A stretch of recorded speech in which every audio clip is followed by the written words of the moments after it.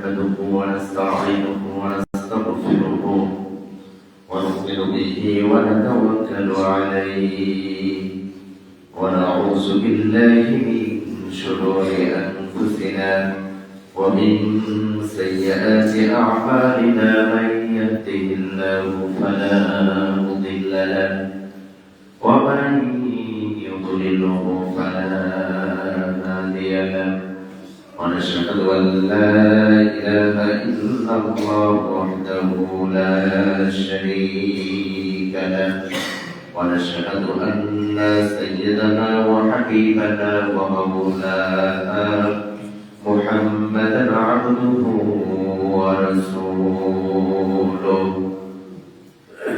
أما بعد فأعوذ بالله من الشيطان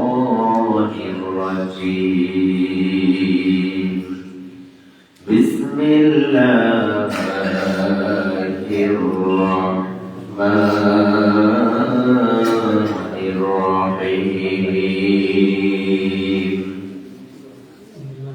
سبحان الذي أسرى بعبده ليلا من المسجد الحرام إلى المسجد الأقصى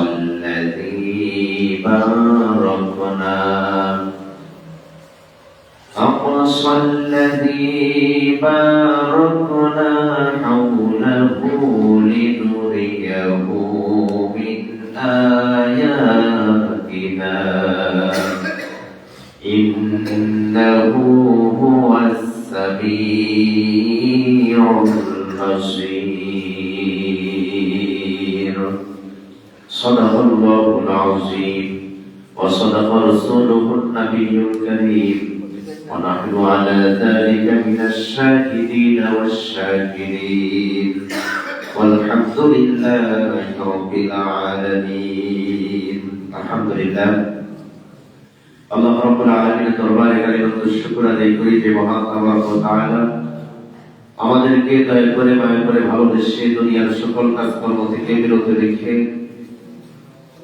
এই ঠান্ডাকে অপেক্ষা করে দিনার ঘরে আসবার বসবার তৌফিক দান করলেন সে আল্লাহর দরবারে কালিমাত শুকর আদায় করি সবাই বলি আলহামদুলিল্লাহ নবীর প্রতি দরুদ ও সালাম করি সকলে পড়ি সাল্লাল্লাহু আলাইহি ওয়াসাল্লাম সম্মানিত মুসলিম ইকরাম আমি কোরআন কারীম থেকে একটি আয়াত কারিমা তেলাওয়াত করেছি সূরাতুল বনী ইসরাঈল এই বনী ইসরাঈলের প্রথম আয়াত আমি আপনাদের সামনে তেলাওয়াত করেছি এই আয়াতের মধ্যে আল্লাহ রাব্বুল আলামিন মুহাম্মদ সাল্লাল্লাহু আলাইহি ওয়াসাল্লামের মাধ্যমে আমাদেরকে একটি মেসেজ দিয়েছেন সেই মেসেজটি হচ্ছে এই মাসে রাসূলুল্লাহ সাল্লাল্লাহু আলাইহি ওয়াসাল্লামকে ভ্রমণ করিয়েছিলেন ইসরা করিয়েছিলেন সেই ভ্রমণটা ছিল রাসূলুল্লাহ সাল্লাল্লাহু আলাইহি ওয়াসাল্লামকে মক্কা থেকে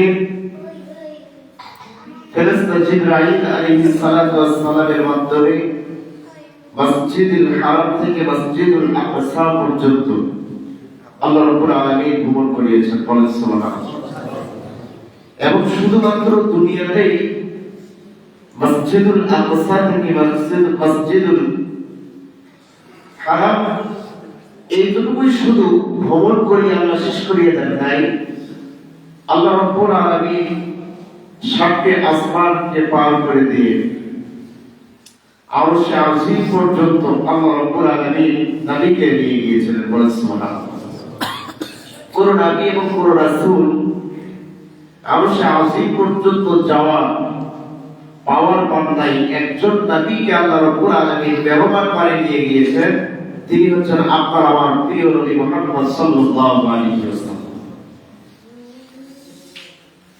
আপনারা জানেন আল্লাহর আরেকজন পয়গম্বর ছিল তার নাম হচ্ছে মুসা আলাইহিস সালাতু ওয়াস সালাম মুসা আলাইহিস সালাতু ওয়াস সালাম আল্লাহকে দেখতে চেয়েছিল সাক্ষাৎ করতে চেয়েছিল তুর পাহাড়ে আল্লাহ রাব্বুল আলামিন মুসা আলাইহিস সালাতু ওয়াস সালামকে দাওয়াত করলেন নিয়ে গেলেন তুর পাহাড়ে উঠবে, আল্লাহ রাব্বুল আলামিন ডাক দিয়ে বলেন মুসা পায়ের জুতা খুলে তারপরে তুল পাহাড়ে আস। তারপরে মুসা আলাইহিস সালাম সাক্ষাৎ করতে চেয়েছিল, কথা বলবে, জুতা নিয়ে যাওয়ার কোনো পারমিশন নাই। আল্লাহ রাব্বুল আলামিন আপনার আমার নবীকে শুধুমাত্র আরশে আজিমে দেন নাই, যখন যাবে জুতা খুলবে কি খুলবে না, নবীজি যখন চিন্তায় পড়ে গেল, আল্লাহ রাব্বুল আলামিন ডাকতে বলে হাবিব আপনাকে জুতা খুলতে হবে না, আপনি জুতা পরেই আমার আরশে আজিমে পৌঁছে যাবেন। সুবহানাল্লাহ। অন্য নবীকে জুতা খুলে যাওয়ার পারমিশন, আর আপনার আমার নবীর পারমিশন হলো জুতা পরে। তারপরে নবী করিম সাল্লাল্লাহু আলাইহি সাল্লামের সম্মান ইজ্জত আল্লাহ রাব্বুল আলামিন কত বেশি করে দিয়েছেন। বন্ধু কত পরিমাণে কাছে টেনে নিয়েছেন। একজন বন্ধু আর একজন বন্ধুর যখন দেখা হয়ে যায়, 2-4-5 মাস 6 মাস 1 বছর পরে যখন দেখা হয়, দূর থেকেই বন্ধু সালাম দিয়ে কোলাকুলি করার জন্য রেডি হয়ে যায়। বন্ধুকে কখন বুকে জড়িয়ে ধরবে, বন্ধুর সাথে কখন ভালো মন্দ কথা বলবে। বন্ধু অনেক দূর থেকে আসছে, বন্ধু চলে যেতে চাইলে বন্ধুকে যেতে দিতে চায় না, আরো 5 মিনিট কিভাবে দেরি করাবে, এই জন্য বাদাম খাওয়ার গল্প শোনায়। এরপরে পোশাকটা কেমন, তার পাঞ্জাবিটা কেমন, তার শার্টটা কেমন, কয় টাকা তাই কিনছে এবং সিলাই করছে কোথায়, নানান রকমের গল্প তুলে বন্ধুকে কাছে সময় কাটানোর জন্য আমরা নানান রকমের অজুহাত তার বাইরে দিয়েছি। সেখানে রাসূলুল্লাহ সাল্লাল্লাহু আলাইহি সাল্লামকে আল্লাহ রাব্বুল আলামিন দিয়ে বন্ধু হিসাবে কতটুকু আপন করে নিয়েছে। আল্লাহ রাব্বুল আলামিন আরশে আজিম পর্যন্ত নবীকে পৌঁছায় দিয়েছেন। বলেন না সুবহানাল্লাহ। শুধু পৌঁছিয়ে দিয়ে শেষ করেন নাই, রাসূলুল্লাহ সাল্লাল্লাহু আলাইহি সাল্লামের সাথে আল্লাহ রাব্বুল আলামিন সরাসরি কথা বলেছেন। বলেন না সুবহানাল্লাহ। সরাসরি কথা মানে কি? একবার সামনে বসে আল্লাহকে দেখার ক্ষমতা কারণ নাই, কিন্তু রাসূলুল্লাহ সাল্লাল্লাহু আলাইহি সাল্লামকে পর্দার আড়াল থেকে একেবারে সামনাসামনি নিয়ে আল্লাহ রাব্বুল আলামিন কথা বলেছেন। বলেন না সুবহানাল্লাহ। আল্লাহ রাব্বুল আলামিন শুধু কথা বলে শেষ করে দেন নাই, আল্লাহ রাব্বুল আলামিন তার বান্দা বান্দীকে জান্নাত দিবেন না জাহান্নাম দিবেন, নবীর উম্মতকে কোথায় কোথায় পৌঁছায় দিবেন, সেই জান্নাত এবং জাহান্নাম ভ্রমণ করে দেখিয়েছেন। বলেন না সুবহানাল্লাহ। নবীজি যখন ঘুরতেছিলেন, ফেরেশতা জিবরাইল দেখাচ্ছিলেন জান্নাত জাহান্নাম, নবীজি দেখতেছেন। নবীজি জান্নাত দেখলেন, জান্নাত থেকে নবীজি খুশি, এই জান্নাত থেকে আমার উম্মতেরা আসবে না। জাহান্নাম থেকে নবীজি কাঁদলেন, এই জাহান্নামে আমার উম্মতেরা কিভাবে জাহান্নামের আযাবকে সহ্য করবে, এই কঠিন শাস্তি আবার উম্মতেরা কিভাবে সহ্য করবে। নবীজি যখন দুঃখ প্রকাশ করলেন আল্লাহ রাব্বুল আলামিনের কাছ থেকে, নবীজি সব কথাবার্তা শেষ করে যখন চলে আসবে, আল্লাহ রাব্বুল আলামিন ডাক দিয়ে বলেন, ও আমার হাবিব আপনি চলে যাবেন, কি নিয়ে যাবেন আমার কাছ থেকে, আপনার উম্মতের জন্য কি নিয়ে যাবেন? আপনি যখন আমার কাছে আসতে চাচ্ছিলেন, বোরাক পাঠিয়েছিলাম, ওই সময় আপনি বোরাকে উঠতে চান নাই। আপনি আমাকে বলেছিলেন যতক্ষণ পর্যন্ত আমার উম্মতের জন্য ফুলসিরাতের রাস্তায় বোরাকের ব্যবস্থা না হবে, আমি ততক্ষণ পর্যন্ত বোরাকে চলবো না। বলেন না সুবহানাল্লাহ। ও নবীজি আপনি আপনার উম্মতের মায়ায় বোরাকে চলেন নাই, যতক্ষণ পর্যন্ত আপনার উম্মতের জন্য ফুলসিরাতের রাস্তায় আমি বোরাকের ব্যবস্থা না করেছি ততক্ষণ আপনি চলেন নাই। অতএব আপনার উম্মতের জন্য ফুলসিরাতের রাস্তায় আমি যেহেতু বোরাকের ব্যবস্থা করেছি, আপনি মেরাজ করলেন, আমার সাথে সাক্ষাৎ করলেন, আপনার উম্মতেরা কি আমার সাথে সাক্ষাৎ করবে না? বলেন না সুবহানাল্লাহ। আল্লাহর নবী বিশ্ব নবী বড় খুশি হয়ে গেলেন, আমি আল্লাহর সাথে মেরাজ করে কথা বললাম, জান্নাত দেখলাম জাহান্নাম দেখলাম, আল্লাহর সাথে কথা বললাম, আমার উম্মতরা আল্লাহর সাথে কথা বলবে, কত বড় না সুখবর। আল্লাহ রাব্বুল আলামিন সুখবর দিয়ে নবীজিকে ডাক দিয়ে বলে, আমার বন্ধু আমার হাবিব চিন্তা করবেন না, আপনার উম্মতের জন্য আমি আল্লাহ রাব্বুল আলামিন 50 ওয়াক্ত নামাজ আপনার মাধ্যমে বানায় দিলাম। এজন্য নবীজি বলেছেন, قال رسول الله صلى الله عليه وسلم الصلاة معراج المؤمنين আও কামা ক্বালা নবিয়্যু আলাইহিস সালাতু ওয়াস সালাম, নবীজি বলেছেন কোন আমার উম্মত যখন নামাজে দাঁড়ায় যায়, যখন নামাজ আদায় করার জন্য নামাজে দাঁড়িয়ে যায়, সেই বান্দা যেন আমার সেই উম্মত যেন সরাসরি আল্লাহর সাথে মেরাজে দাঁড়িয়ে যায়। আল্লাহ রাব্বুল আলামিন ডাকতে বলেন, হাবিব আপনার উম্মতের জন্য আমি 50 ওয়াক্ত নামাজ দিলাম। নবীজি 50 ওয়াক্ত নামাজ দিয়ে বড় খুশি। আমার উম্মতরা নামাজ পড়লে মেরাজ হয়ে যাবে, আল্লাহর সাথে সাক্ষাৎ হয়ে যাবে, দিদার হয়ে যাবে। নবীজি বড় খুশি হয়ে যখন চলে আসতেছিলেন, আল্লাহ রাব্বুল আলামিনের মন চায় না আমার বন্ধু তাড়াতাড়ি চলে যাক, আর একটু থাক, আর একটু থাক। কিন্তু নবীজিকে তো চলে আসতে হবে। নবীজি যখন চলে আসবেন, আল্লাহ রাব্বুল আলামিন 50 ওয়াক্ত নামাজ দিলেন। নবীজি তারপরও খুশি, বলেন না সুবহানাল্লাহ। নবীজি যখন চলে আসতেছিলেন, একজন পয়গম্বরের সাথে আল্লাহ রাব্বুল আলামিন সাক্ষাৎ করাই দিলেন। সেই পয়গম্বরের নাম হচ্ছে মুসা আলাইহিস সালাতু ওয়াস সালাম। মুসা আলাইহিস সালাতু ওয়াস সালামের সাথে সাক্ষাৎ হয়ে যাওয়ার পরে মুসা নবী ডাক দিয়া বলে, ইয়া রাসূলুল্লাহ, আপনি তো চলে আসলেন, কি দিয়েছে আপনার উম্মতের জন্য? নবীজি ডাক দিয়া বলেন, আমার উম্মতের জন্য আল্লাহ রাব্বুল আলামিন খুশি হয়ে 50 ওয়াক্ত নামাজ দিয়েছেন। সুবহানাল্লাহ বলেন। আল্লাহর পয়গম্বর মুসা আলাইহিস সালাতু ওয়াস সালাম ডাক দিয়া বলে, ইয়া রাসূলুল্লাহ, আল্লাহর হাবিব, আপনার উম্মতেরা 50 ওয়াক্ত নামাজ পড়তে পারবে না, আপনি যান একটু সুপারিশ করে আল্লাহর কাছ থেকে কমায় নেন। বলেন না সুবহানাল্লাহ। এখান থেকে অনেক আলেমরা ব্যাখ্যা করেন যে আমার নবীর চেয়ে মুসা নবীর দাম বেশি। আসলে মুসা নবীর দাম বেশি না, আল্লাহ রাব্বুল আলামিনের মন চায় আমার হাবিব চলে যাক, আমার বন্ধু চলে যাক। যার কারণে বারবার ঘুরিয়ে নিয়ে আসার জন্য, বন্ধুর সাথে সাক্ষাৎ করার জন্য, কথা বলার জন্য আল্লাহ রাব্বুল আলামিন মুসা আলাইহিস সালাতু ওয়াস সালামকে রাস্তায় দাঁড় করায় দিয়েছে।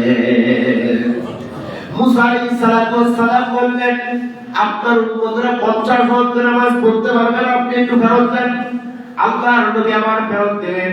আল্লাহর নবী বলতে পারেন, আমার উম্মতরা 50 ওয়াক্ত নামাজ পড়তে পারবে না, আপনি একটু কমায় দেন। এই কথা বলতে নবীজির কেমন যেন লাগতেছিল।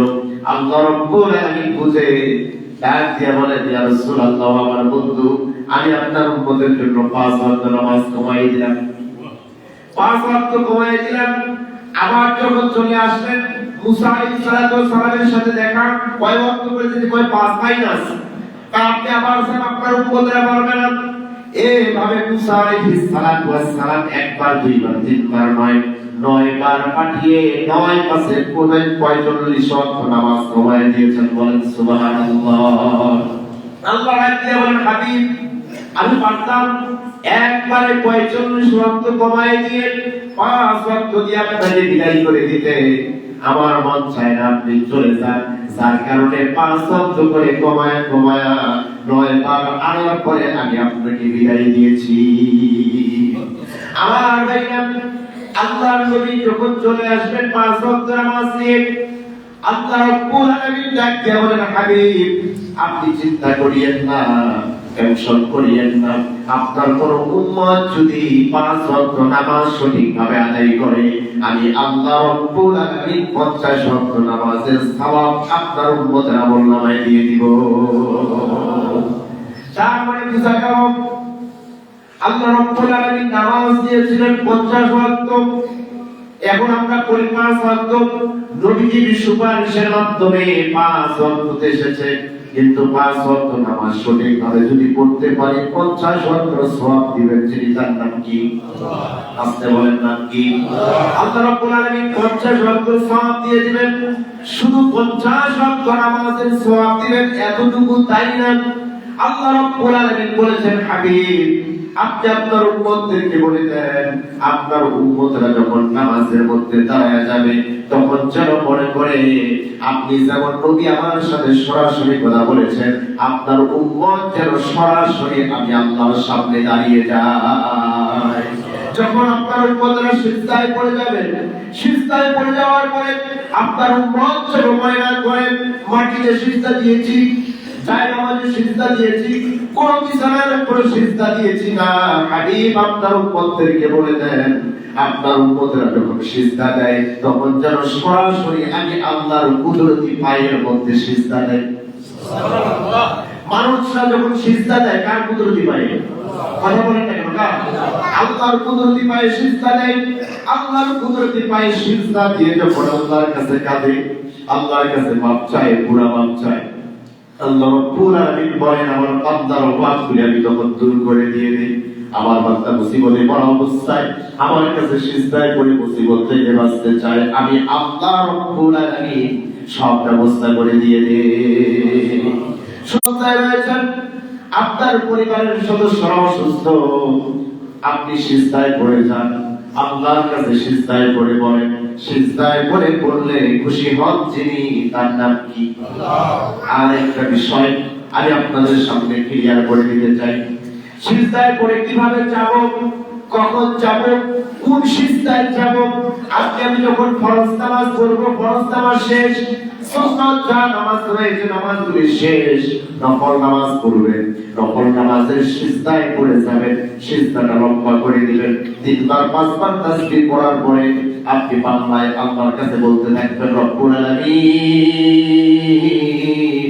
ওগো দয়াল আল্লাহ, আমি বড় অভাবগ্রস্ত, আমি বড় ক্ষতিগ্রস্ত, আমি বড় বিপদগ্রস্ত, রব্বুল আলামিন আমি বড় অভাবগ্রস্ত, আপনার মনে যা দুঃখ রয়েছে, যা কষ্ট রয়েছে, এই কষ্টের কথা, দুঃখের কথাগুলি সিজদায় বলে চোখের পানি ছেড়ে দিয়ে যদি কাঁদতে পারেন, আল্লাহ রব্বুল আলামিন আপনার সিজদাকে কবুল করে দোয়া কবুল করে নেবে।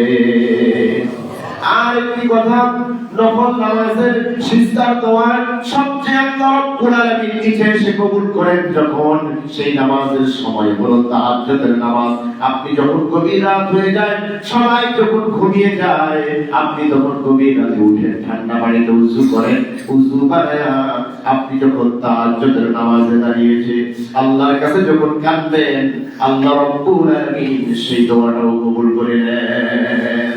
এজন্য মুফাসসিরিনরা বর্ণনা করেছেন, কিয়ামতের ময়দান যখন কঠোর হয়ে যাবে, কিয়ামতের ময়দান কঠোর হয়ে যাওয়ার পরে, কিয়ামতের ময়দানে যখন মানুষরা উঠবে, জাহান্নাম পুরি হা করে 7টা জাহান্নাম হা করে জাহান্নামীদেরকে খাওয়ার জন্য যখন আগাতে থাকবে, হাজার হাজার ফেরেশতা শিকল বেঁধা বাঁধা জাহান্নামকে টেনে ধরে আটকানোর চেষ্টা করবে, জাহান্নামকে আটকাতে পারবে না।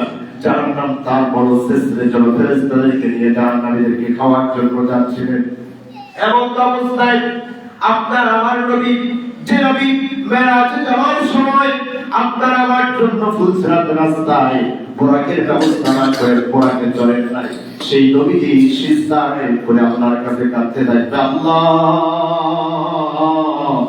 আমার উম্মতকে কিভাবে জাহান্নাম ছেড়ে ফেলবে, আপনি আমার উম্মতদেরকে মাফ করে দিয়ে দেন। আল্লাহর নবী যখন সিজদায় পড়ে কাঁদতে থাকবে, আল্লাহ রাব্বুল আলামিন ফেরেশতা জিবরাইলকে ডাকতে বলবে, জিবরাইল আর দেরি করো না, যাও যাও ওই যে জান্নাতের কর্নারের মধ্যে আমি একটু পানি জমা করে রেখেছি, এই পানিটা নিয়ে এসে আমার নবীর হাতের মধ্যে দিয়ে দাও। বলেন না সুবহানাল্লাহ। এই পানিটা নিয়ে এসে যখন নবীজিকে ডাকবেন, ওগো হাবিব আপনি মাথাটা উঁচু করেন, নবীজি ডাক দিয়ে বলবে, ও রব্বুল আলামিন আমার উম্মতের কি জাহান্নাম কি মাফ হয়ে যাবে নাকি? আল্লাহর নবী ডাক দিয়ে বলবে, হাবিব আপনি মাথাটা উঁচু করেন, দেখেন আপনার জন্য পানি নিয়ে দাঁড়িয়ে আছে, পানিটা হাতে নেন আর জাহান্নামের মুখের দিকে আপনি ছিটানো শুরু করে দিয়ে দেন। আল্লাহর নবী যখন এই পানিটা হাতে নেবেন, পানিটা হাতে নিয়ে যখন জাহান্নামের মুখের মধ্যে যখন নিক্ষেপ করবে, জাহান্নাম গুলি পিছনের দিকে চটকে চটকে, যেই ফেরেশতারা জাহান্নামকে আটকাতে পারে না, কিন্তু ওই জাহান্নাম গুলি পিছনের দিকে চটকে চটকে যেতে থাকবে। বলেন না সুবহানাল্লাহ। এমন একটা পর্যায়ে পানি শেষ হয়ে যাবে, জাহান্নাম অনেক পিছনে চলে যাবে। আল্লাহর নবী ডাকতে বলবে, ও কাবার মালিক, ও আল্লাহ আর একটু পানি দেন, এই পানিটা যদি আর একটু জাহান্নামের মুখে যদি ছিটায় দিতে পারি, তাহলে এই জাহান্নাম চিরতরে নিভে যাবে, আমার সব উম্মতরা জাহান্নাম থেকে বেঁচে যাবে।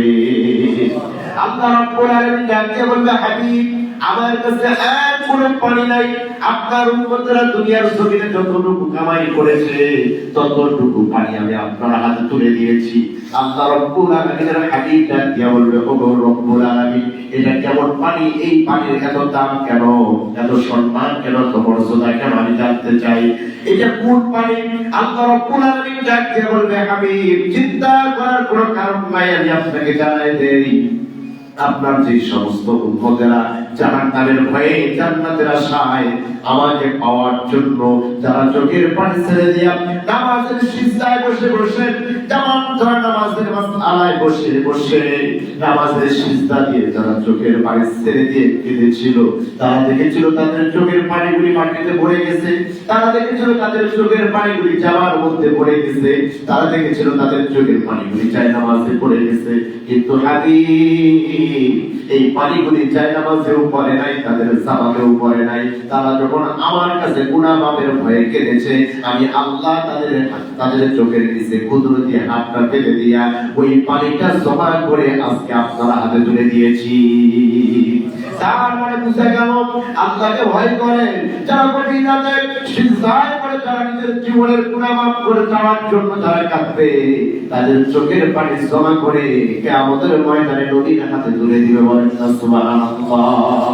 এজন্য নবীজির কাছে এই মেরাজ থেকে শিক্ষা হলো, নবীজি মেরাজে যে উম্মতের জন্য মেরাজ দিয়ে আসছেন 50 ওয়াক্ত নামাজ, এই 50 ওয়াক্ত নামাজ থেকে 45 ওয়াক্ত মাইনাস করে 5 ওয়াক্ত আল্লাহ রাব্বুল আলামিন বিধান করে দিয়েছেন। কিন্তু এই 5 ওয়াক্ত নামাজ পড়লে মেরাজে আল্লাহর সাথে কথা বলা হয়ে যায়। বলেন সুবহানাল্লাহ। অতএব এই 5 ওয়াক্ত নামাজ মেরাজ আমাদের জীবনের দরকার আছে না নাই? কথা বলেন, আছে না নাই? এই 5 ওয়াক্ত নামাজ পড়লে 50 ওয়াক্তই সওয়াব দিবেন কে? আল্লাহ।